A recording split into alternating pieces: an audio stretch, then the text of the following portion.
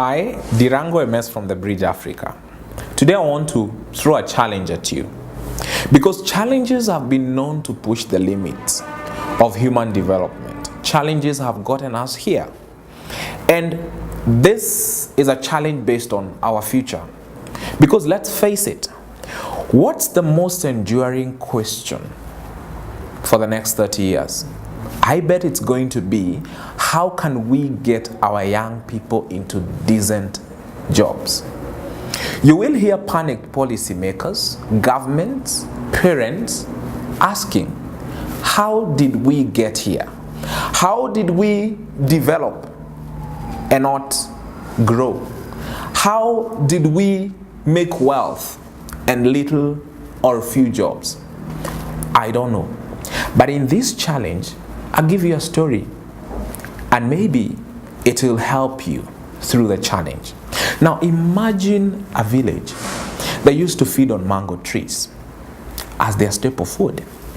But one thing used to stand in their way, that the mangoes trees were so tall, they couldn't reach to them. And so they improvised. They came up with the art of making ladders. And they became so good at it that in fact an entire industry grew around ladder making. Now, given the nobility of ladder makers, every new generation came to associate a ladder as a sign of wealth and satisfaction. In fact, there was a popular consensus that if your home did not have one, you were less likely to succeed. Now, as in many things that achieve such high levels of acclaim, this village was caught up, entranced in the issue and the scramble of buying ladders. Some metallic, some wooden, some polished. That they did not notice the simple but continuous drastic changes that were happening. That now they had more mouths to feed. But the mango trees were reducing by the day. Unfortunately, as you would imagine, that they would have thought of something different. But that wasn't the case. What happened is that this village became accustomed sometimes to plucking and eating bitter and unripe mangoes. Why, you ask? There were more families hanging on mango trees. And those who got their ladders out there as an insurance refused to bring it down. Now, as this scramble was going on, there was a new development in a neighboring village. A new kind of food.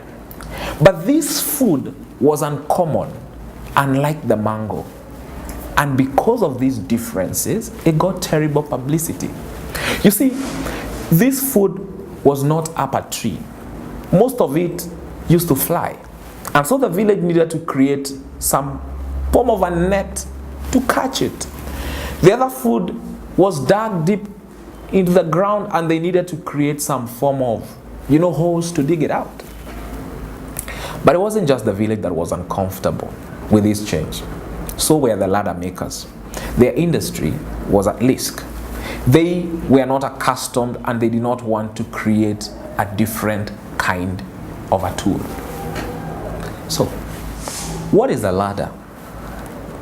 What are the mangoes? Who are the ladder makers? By now you may be getting a hint that the mangoes are our traditional 8 to 5 jobs. The ladders are the coveted certificates, papers, degrees. And the industry, of course, is our post-secondary education system. And the new food is the emerging opportunities that is requiring more than a traditional job.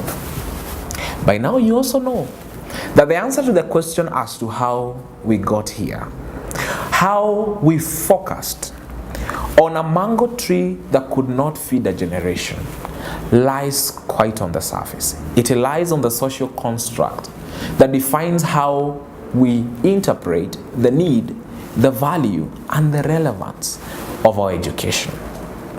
Of course, I'm not foolish enough to purport that I can answer the question of the next generation through a short video about a make-believe village. But I am confident that if we continue at this rate, our fate will be no different than that of that village. I mean, look at us. We have focused on old ladders and thought they would feed us. We moved to polished ones, plastic ones, metallic ones. Look at our schools. We gauge creativity out of our children. We can and beat confidence out of them. We insult startup leaders as those who could not succeed in the mainstream industry. And we treat our education system as sacrosanct. We as a society simply assumes that something magical happens by simply being educated. Maybe it's the time we went ahead and asked the most important question. What was the fate of this village? You see, every remarkable progress in human civilization can be traced to a man or a woman who asked a good question and committed to finding its answers. So, once again I ask, what was the fate of this village? And why should ours be any different?